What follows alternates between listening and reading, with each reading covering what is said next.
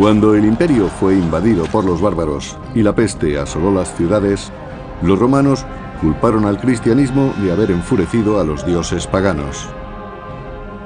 Desesperado, el emperador Decio recurrió a la violencia y sacrificó la vida de muchos cristianos para recuperar el favor de los dioses. Mientras, los bárbaros seguían amenazando todas las fronteras de Roma y los ciudadanos vivían en constante temor.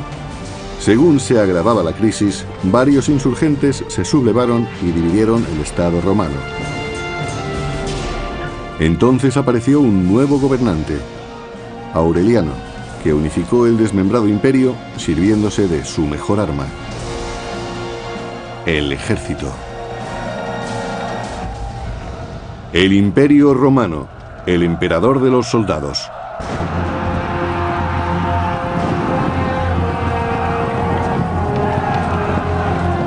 En el siglo III, el Imperio Romano se mantenía gracias a las legiones que protegían las provincias fronterizas.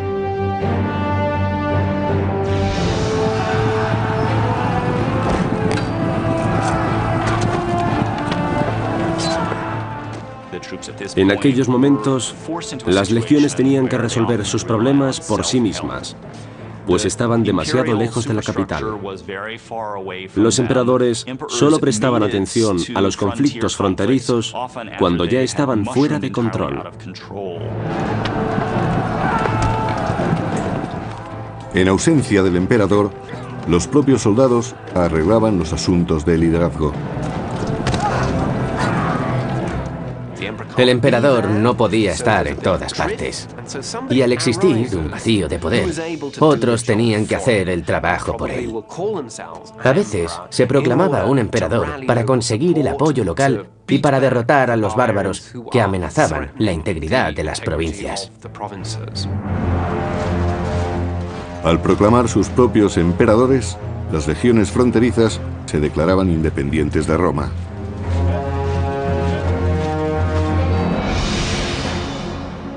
Cuando algunas legiones se sublevaron en las fronteras oriental y occidental y formaron sus propios imperios, el norte de Roma fue atacado por los alamanes. Era el año 269 después de Cristo.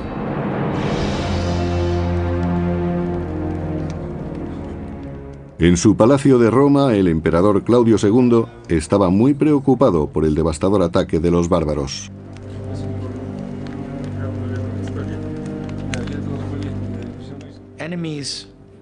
Los enemigos al norte de los Alpes hicieron algo más que invadir el Imperio Romano.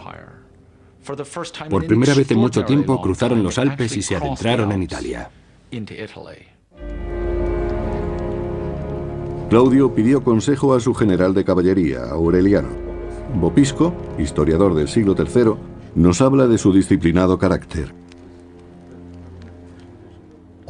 Desde muy joven, Aureliano fue célebre por su ingenio y su fuerza. Todos los días practicaba con la espada, el arco y las flechas, y también con otras armas.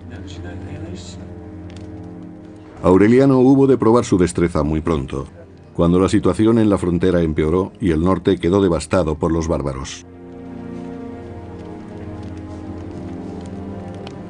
La nueva invasión aumentó el peligro de que el ejército se rebelase. Ocurría cuando un pueblo bárbaro trataba de invadir un territorio. Entonces, los ciudadanos proclamaban emperador al que fuera jefe militar de la región en ese momento. Para impedir que las legiones de la frontera norte también se sublevaran, Claudio debía detener a los invasores alamanes.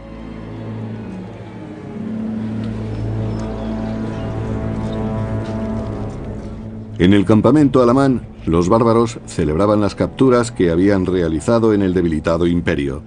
El botín incluía mujeres y niños que serían empleados como esclavos.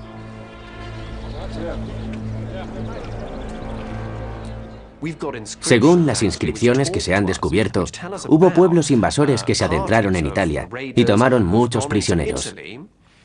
Hasta cierto punto, les resultó muy fácil, pues atacaron el imperio cuando no estaba en su mejor momento. Los alamanes estaban dirigidos por enérgicos caudillos que aseguraban la lealtad de sus guerreros, recompensándolos con esclavos romanos. La codicia de los bárbaros no tenía límite.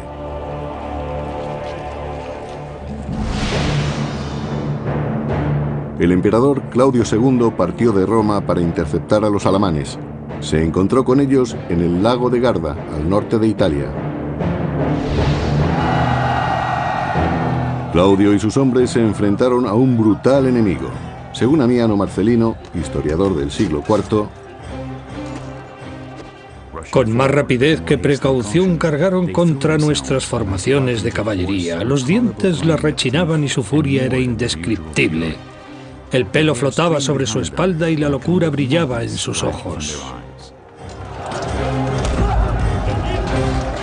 el emperador Claudio II se encontraba en desventaja numérica, pero tenía un arma secreta: Aureliano, su general de caballería. Lo llamaban manus ad ferrum, o mano en la espada, pues siempre estaban dispuestos a batirse. Aureliano ayudó a Claudio a vencer a los alamanes. Mataron a la mitad de los guerreros bárbaros y el resto regresó al otro lado de los Alpes. Con la intención de asegurar Italia contra futuros ataques, Aureliano y el emperador fueron a los Balcanes para reforzar la presencia militar en la región.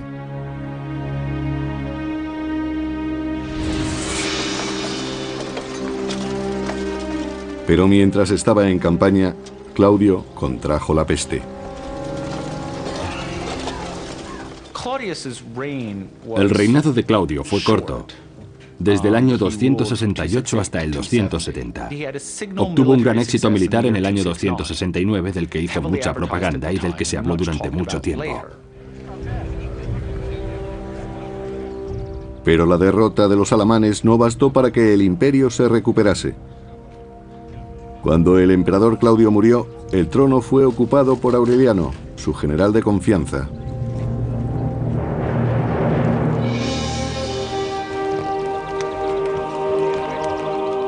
Aureliano fue proclamado emperador por sus legionarios y correspondió haciendo un sacrificio al dios Sol Invictus.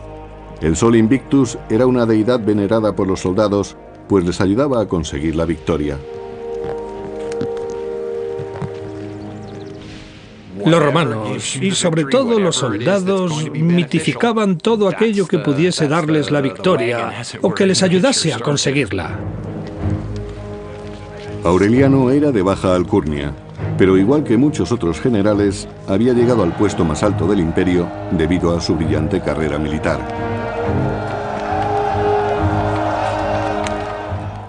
En el siglo III era improbable que un civil fuera emperador, porque no dispondría de mando sobre las tropas.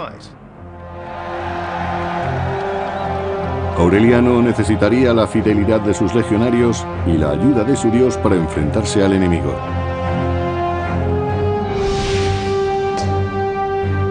En el año 271 después de Cristo, los violentos alamanes saquearon el norte de Italia y llegaron hasta Plasencia. Aureliano y su ejército se dirigieron al oeste para detener a los bárbaros, pero el general había enviado anteriormente una oferta de negociación.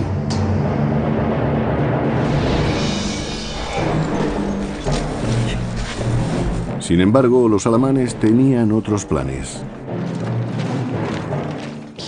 Invitó a los bárbaros a que se retiraran, pero según se dice, estos respondieron que eran hombres libres y que lucharían como hombres libres. Los alamanes se ocultaron en los bosques del sur de Plasencia y tendieron una emboscada a los romanos, provocando grandes pérdidas.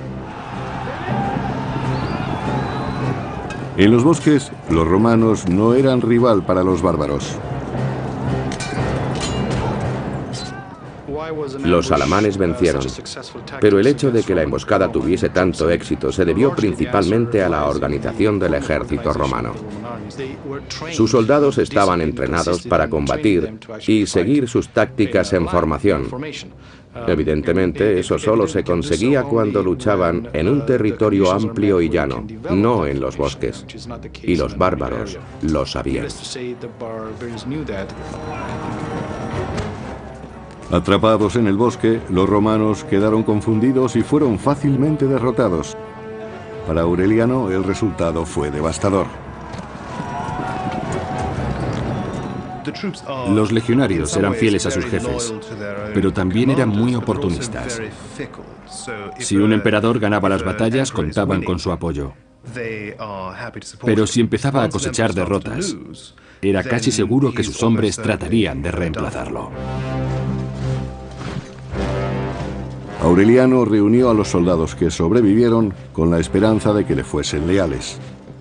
Ahora, más que nunca, necesitaba alejar a los alamanes de Roma. Los ejércitos de la frontera se habían independizado del imperio y las legiones del emperador Aureliano quedaron indefensas ante los bárbaros. Los alamanes avanzaban peligrosamente hacia el centro de Italia.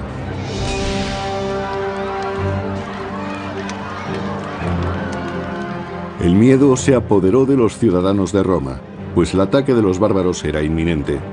Desesperados, muchos decidieron huir.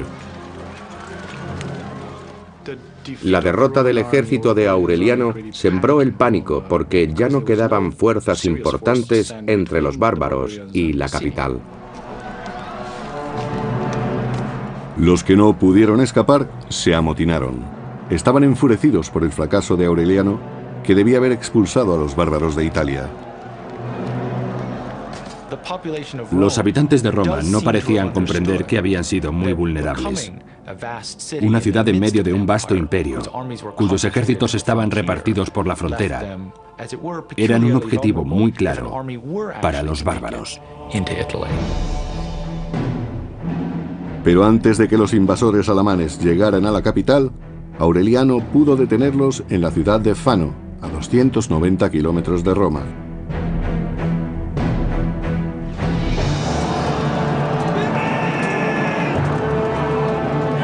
Después de su reciente derrota, Aureliano necesitaba recuperar la lealtad de su ejército con una victoria definitiva. Los emperadores siempre se apoyaban en la lealtad de sus hombres.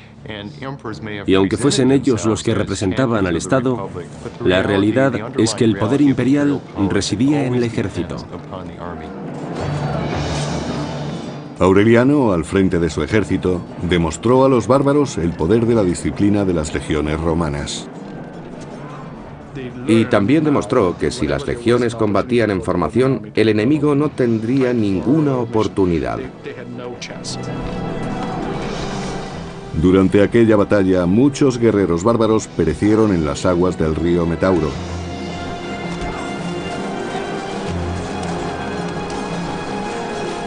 Y finalmente, Aureliano logró expulsar a los alamanes de Italia.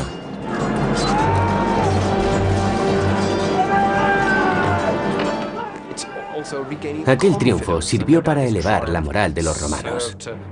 Habían estado a punto de perder toda esperanza. Pero la victoria de Aureliano quedó olvidada muy pronto. Llegaron noticias de un nuevo conflicto en Palmira, una ciudad de la frontera oriental.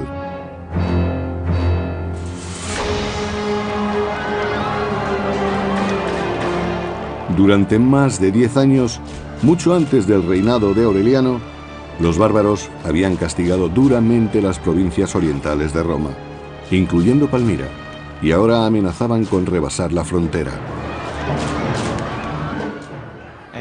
Algunos de estos pueblos estaban muy militarizados, empleaban tácticas de ataque diferentes y causaron graves problemas a las provincias orientales.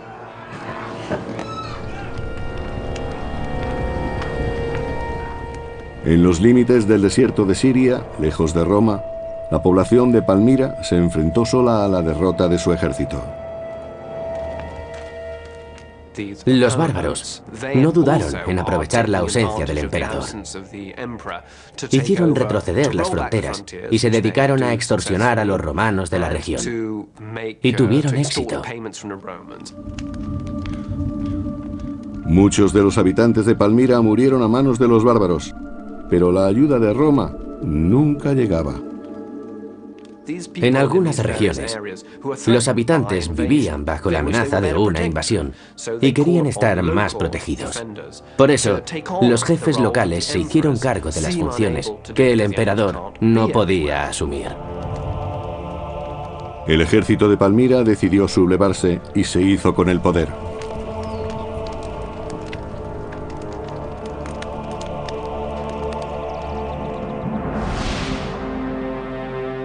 Como resultado de los sucesos de la década anterior, las provincias orientales se autodenominaron Imperio de Palmira, segregándose de Roma.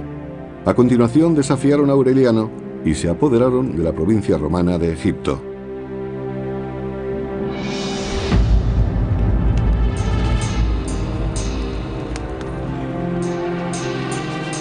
Las fértiles tierras de Egipto pasaron a manos de la reina de Palmira, Zenobia. Es fascinante que una mujer oriental llegase a tener tanto poder, tanta influencia. Fue como otra Cleopatra. En cierto modo, quiso emular a la mítica reina. Cuando Zenobia se apoderó de Egipto, trató de reconciliar bajo su mando a los ciudadanos de esta región. Con Egipto en su poder, Zenobia ordenó que se dejara de enviar trigo a Roma. De este modo, la reina de Palmira cortaba una de las principales fuentes de alimento del imperio. Por supuesto, Italia era el corazón del imperio, porque allí era donde se había iniciado. Pero Egipto, en África, era la despensa de los romanos. Allí se concentraba la agricultura. La reina Zenobia, con el apoyo de su leal general Zabdas, convirtió a Roma en su rehén y declaró que en Palmira habían dejado de estar indefensos.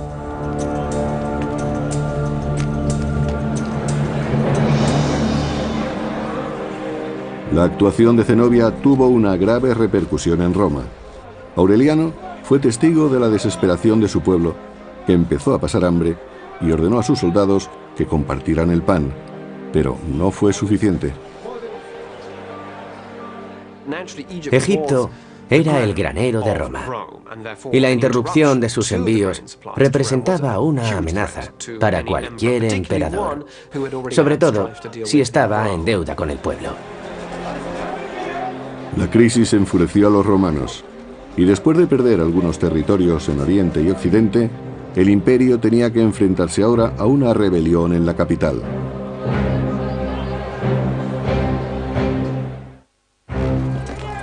Después de salvar a Roma de los alamanes, el emperador Aureliano tenía que resolver un nuevo problema. Zenobia había usurpado Palmira y había cortado los suministros de trigo egipcio. Los ciudadanos de Roma se enfrentaban a la hambruna. Y el pueblo romano se rebeló contra su emperador. Fue una rebelión masiva. No se había visto una igual desde los tiempos de la República. Aureliano se vio obligado a enviar a sus legiones contra los insurgentes. Lucharon en Roma, fue como una guerra civil. Y los romanos temían estos enfrentamientos, pues conocían las consecuencias de los separatismos y su poder devastador. Los soldados de Aureliano no estaban acostumbrados a luchar en las ciudades. Solo se encontraban seguros en campo abierto. Y al no poder combatir en formación, volvieron a mostrar su debilidad.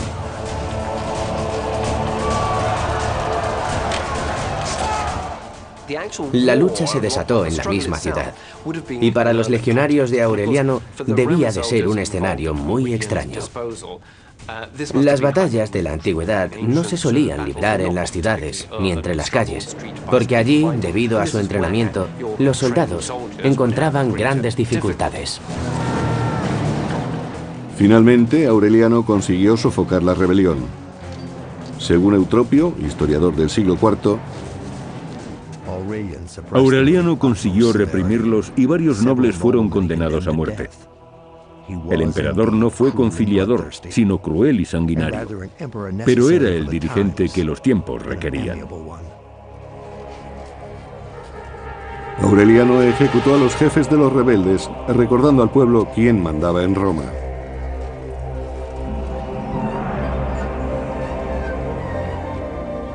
El emperador había sofocado la revuelta y se dispuso a reconstruir los muros de la ciudad. Bajo su mandato, Roma volvería a ser fuerte y segura. Al comienzo de su reinado, la crisis militar había perjudicado al norte de Italia. Ahora Aureliano se ocupó de que Roma tuviera nuevas murallas. Realmente fueron las primeras murallas importantes que se construían en Roma desde hacía casi 1000 años. Aureliano también se ocupó del problema del imperio de Palmira.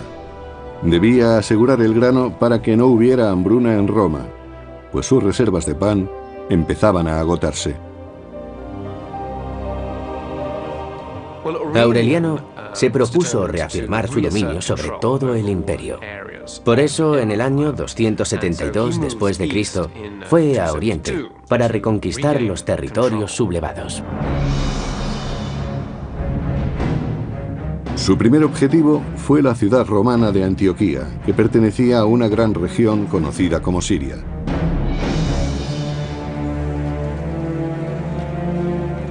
Antioquía tenía un valor inapreciable para Roma como centro de negocios.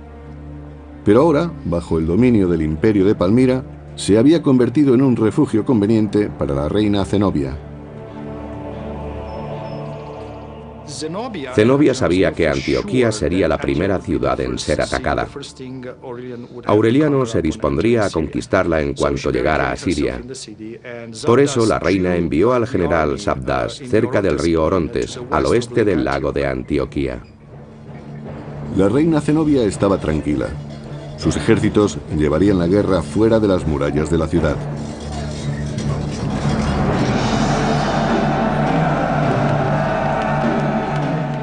Allí, el general Sabdas dirigía la batalla contra Aureliano.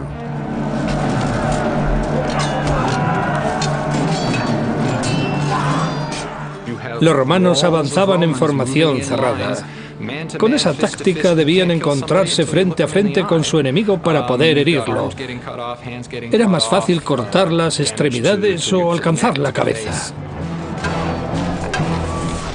Pero las legiones flaquearon ante los soldados de Palmira. La única oportunidad de Aureliano era superar en la maniobra al general Sabdas. Durante la batalla, Aureliano improvisó un plan. Ordenó a su caballería ligera que fingiese huir. Es lo que más tarde se denominaría como falsa retirada. La caballería ligera de Aureliano simuló huir. Esperaban que los palmirenses les persiguieran y dejaran desprotegido el camino. Entonces la caballería dio la vuelta y aplastó a los rebeldes. La caballería de Palmira quedó totalmente destruida, dejando libre el camino a Antioquía. El general Sabdas ordenó a los soldados que habían sobrevivido que se retiraran. Zenobia y sus generales se apresuraron a ir a Palmira. Aureliano trató de alcanzarlos. Quería capturar a la reina antes de que entrara en la ciudad.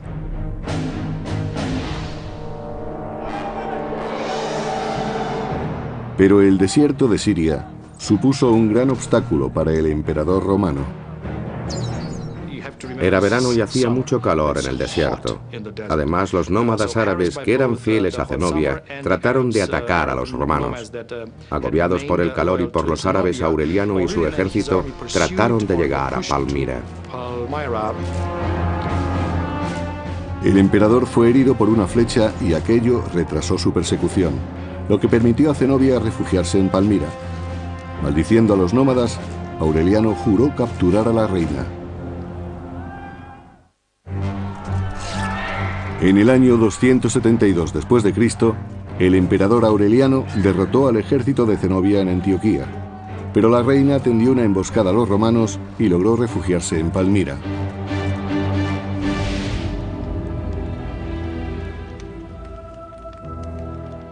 Finalmente, Aureliano sitió la ciudad y exigió a Zenobia que se rindiera.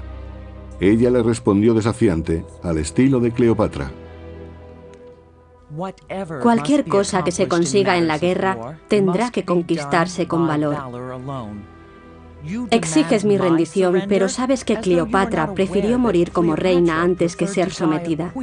Yo tampoco dejaré que mi posición y mi cuna sean despreciadas. A pesar de su arrogancia, la reina sabía que no estaba segura en la ciudad y rápidamente se dispuso a escapar. Palmira no estaba preparada para soportar un asedio. Sus murallas se habían construido muy deprisa y además Aureliano tenía partidarios dentro de la ciudad. La reina Zenobia y su general Zabdas huyeron durante la noche. De nuevo lograban escapar de Aureliano. En el año 272 después de Cristo, Zenobia huyó hacia Persia y alcanzó el río Éufrates en el Irak actual. Pero los soldados de Aureliano seguían de cerca sus pasos. En la orilla del Éufrates, la reina ofreció oro al barquero para que la ayudara a cruzar el río. Pero los romanos estaban cerca y sus riquezas no pudieron salvar a Zenobia. Fue capturada por la caballería romana. La reina, sus consejeros y sus generales eran prisioneros de guerra y tuvieron que ir a juicio. Zenobia viajaba atada y sabía que muy pronto estaría ante la presencia de Aureliano.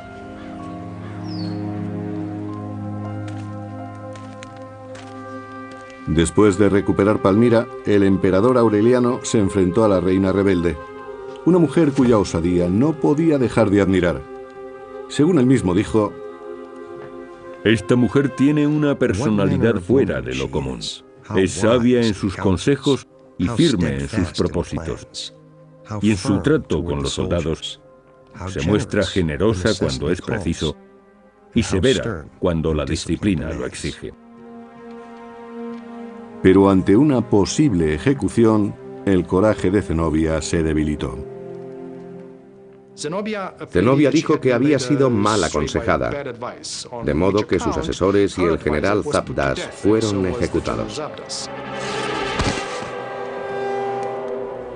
Aureliano había previsto otro destino para la hermosa reina.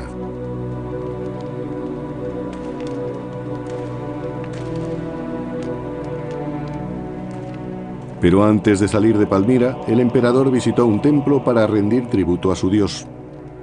Sol Invictus era el dios de los soldados y el que le había dado la victoria en suelo extranjero. En aquel momento Aureliano estaba sellando una especie de alianza con el dios Sol. Estaba seguro de que le había dado la victoria en Palmira. De hecho, en las monedas de la época aparece Aureliano retratado con el dios Sol Invictus.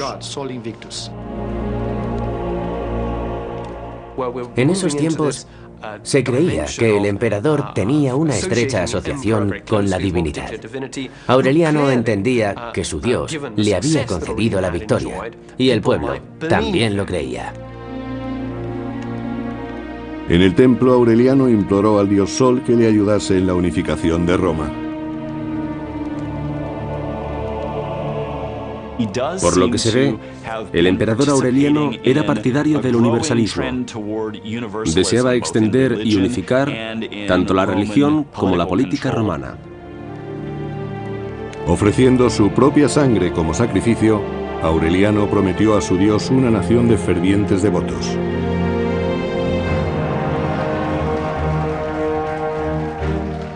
Se recuperaron las provincias de Oriente y los envíos de grano llegaron de nuevo a Roma. Aureliano fue recibido triunfalmente en la capital. Los romanos asociaron su persona con el fin de las catástrofes militares. Es cierto que el imperio volvía a recuperarse, pero siempre había vuelto a caer en nuevas derrotas. Aureliano tenía planes en Roma. y ya sabía cómo emplearía las riquezas traídas de Oriente. Implantaría a Sol Invictus, dios de los soldados, como deidad única en el imperio, y se apresuró a construir un nuevo templo. Equiparó el nuevo culto con la religión estatal de Roma. Construyó un magnífico templo dedicado al sol y lo adornó con el botín traído de Palmira. Pero la religión tendría que esperar. Aureliano debía enfrentarse a más pueblos antes de que el imperio se recuperara totalmente. En el norte, los territorios romanos de la Galia y Bretaña también se habían sublevado. Las legiones fronterizas habían proclamado el Imperio Galo.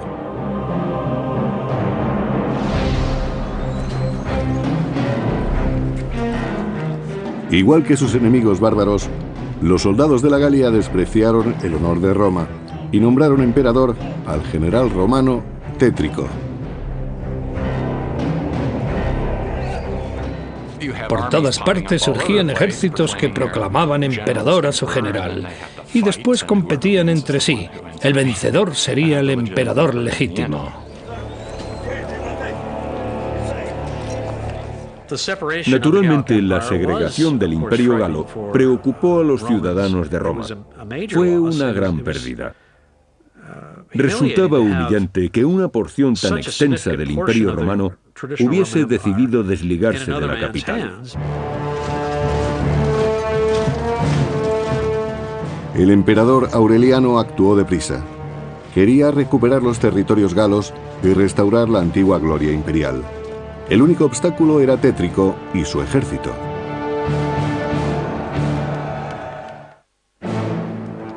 Después de derrotar a la reina Zenobia y reconquistar las provincias orientales, Aureliano juró que vencería a Tétrico y recuperaría también los territorios occidentales.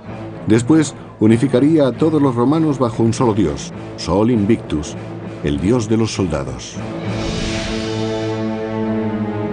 En el año 274 después de Cristo, el Imperio Galo comprendía la Galia y Bretaña.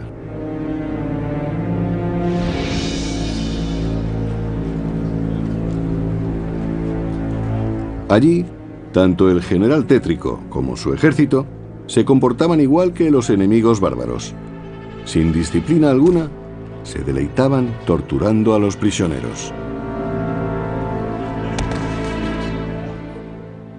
La posición de un general convertido en emperador era muy peligrosa, pues debía ese cargo a sus soldados.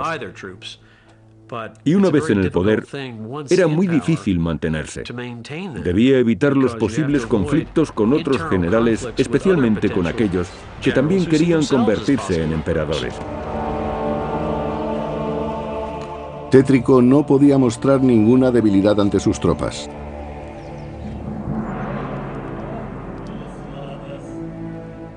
Pero en la intimidad de su palacio, el general no se apartaba de sus consejeros y trataba de averiguar cuál sería su próximo rival. En los años anteriores, Tétrico había sobrevivido a varias revueltas internas. Se había enfrentado a los líderes rivales en otras partes de la Galia. Y la mayoría de estas batallas habían sido muy sangrientas. Tétrico quería que su reino fuera heredado por su hijo. De este modo crearía una dinastía propia. Pero la llegada de Aureliano amenazaba con poner fin a sus sueños. En realidad, Tétrico sabía perfectamente que Aureliano marcharía contra el Imperio Galo. Después de su éxito en Oriente, el emperador trataría de recuperar todas las provincias que se habían sublevado contra el imperio. Al conocer la noticia de que Aureliano se acercaba, Tétrico culpó a sus consejeros y se enfrentó a todos aquellos que le rodeaban.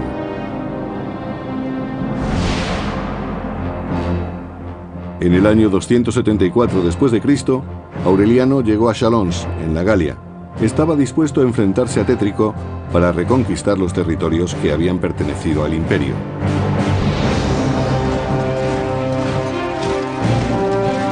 Finalmente, Aureliano y sus legionarios se enfrentaron a Tétrico en los bosques de Chalons. En esta ocasión, las legiones de Aureliano utilizaron más caballería de la que habían empleado hasta entonces. Respecto al ejército de Tétrico, todavía contaba con algunas legiones importantes que estaban guardando la región del Rin. Fue una batalla entre fuerzas muy similares y con un armamento similar. Debió de ser muy sangrienta y devastadora. El ejército de Tétrico se enfrentó a la furia de Aureliano. Habían osado proclamar otro emperador, de modo que se habían convertido en la amenaza principal. Parte de la crisis del siglo III se debió al papel tan importante que jugaba el ejército. El hecho de que pudieran elegir emperador era algo nuevo. Pero hacía mucho tiempo que el imperio estaba constantemente en guerra y el ejército había adquirido mucho poder. Los soldados consideraban que tenían derecho a elegir emperador e imponerlo. Aureliano no podía consentir semejante afrenta, y cuando el ejército de Tétrico cayó derrotado, ordenó que los rebeldes fueran ejecutados sin piedad. Según algunas fuentes, Tétrico sabía que iba a perder, incluso antes de la batalla. Sin embargo, decidió que tenía que luchar hasta el final. Aquel triunfo fue la culminación de los esfuerzos de Aureliano para reunificar el imperio. Finalmente, había hecho prisionero al usurpador, Tétrico.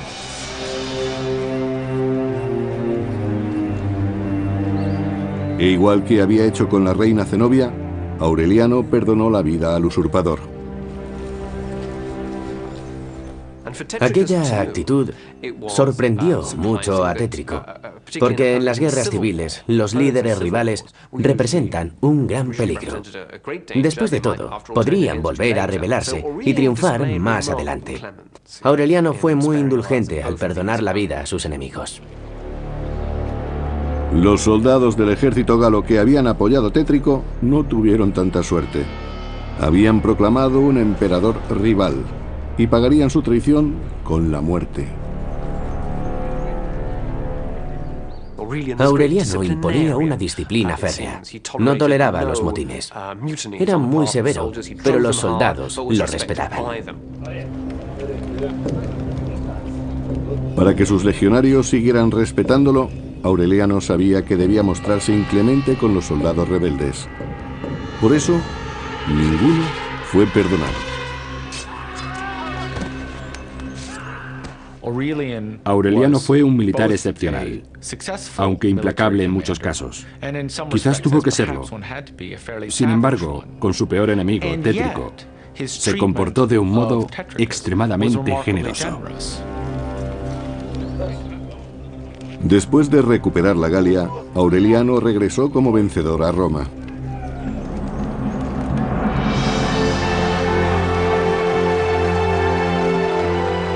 Tras 4 años de campañas, el emperador quiso celebrar la reunificación del imperio. En un deslumbrante desfile militar, mostró a los personajes más importantes que había capturado en sus conquistas. Fue una ceremonia muy ostentosa. Se caracterizó precisamente por eso. El desfile, la fiesta, todo se organizó a lo grande. Fue impresionante. Y también Aureliano se dejó ver. El hecho de que el emperador celebrase así una victoria militar era algo nuevo para aquella generación. Zenobia y Tétrico también estuvieron presentes. Los traidores derrotados daban testimonio de la victoria de Aureliano en Oriente y Occidente. Desfilar por las calles de Roma resultaba humillante para los enemigos capturados. Significaba que no habían tenido el valor de morir luchando. Aunque humillado, se permitió que Zenobia, Tétrico y otros cautivos vivieran. Pero la generosidad de Aureliano no se limitaba a sus enemigos. También demostró ser magnánimo con el pueblo de Roma. El propio Aureliano distribuyó pan y carne de cerdo entre los ciudadanos. y también, según se dijo, túnicas blancas de paño egipcio y africano. En realidad fue una gran demostración de poder.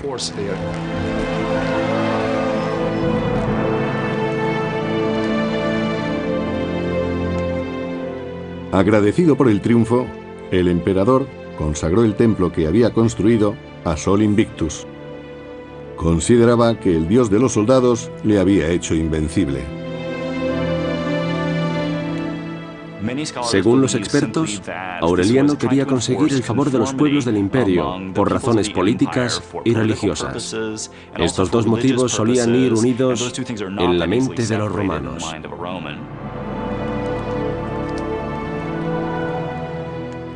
Aureliano decretó que el nacimiento de Sol Invictus se celebrara el 25 de diciembre.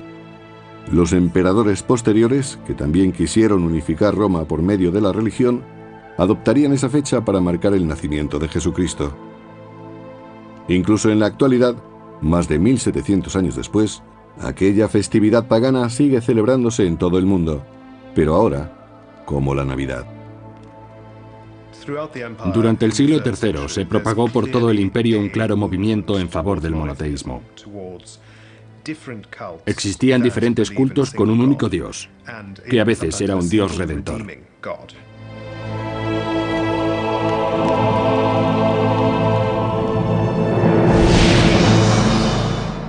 El imperio romano, ahora unificado, se extendía desde Palmira hasta Bretaña, pero en el año 275 después de Cristo, los bárbaros volvieron a sembrar el pánico en el este. Aureliano condujo entonces su ejército a Tracia.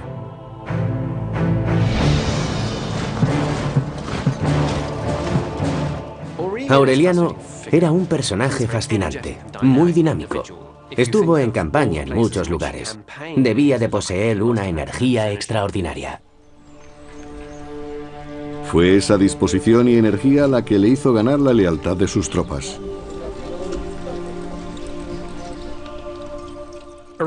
Aureliano fue un buen jefe militar y ganó muchas batallas.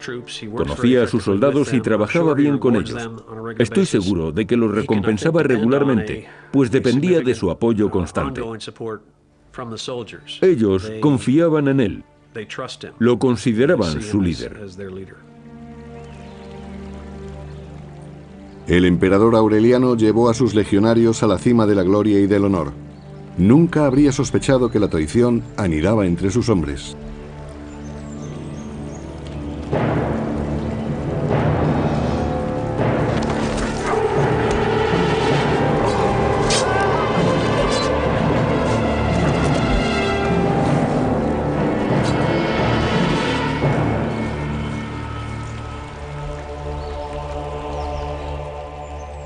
El asesinato de Aureliano es difícil de explicar, sobre todo porque cosechó muchas victorias. Supuestamente, los soldados deberían estar satisfechos con su éxito y recompensas. Aquella traición conmocionó a todo el imperio. La noticia de que el emperador había muerto fue recibida con incredulidad y dolor. Lo enterraron en el mismo lugar donde fue asesinado. La ceremonia fue opulenta y solemne.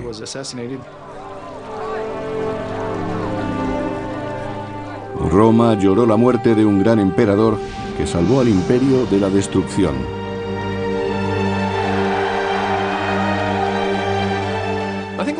Aureliano es tan importante en la historia de Roma porque consiguió la recuperación del imperio.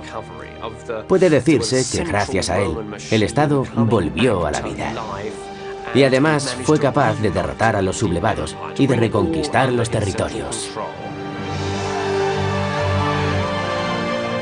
Pero ni siquiera el dios de los soldados pudo protegerlo del acero de los traidores. Y el imperio que tanto le había costado reunificar volvió a fragmentarse.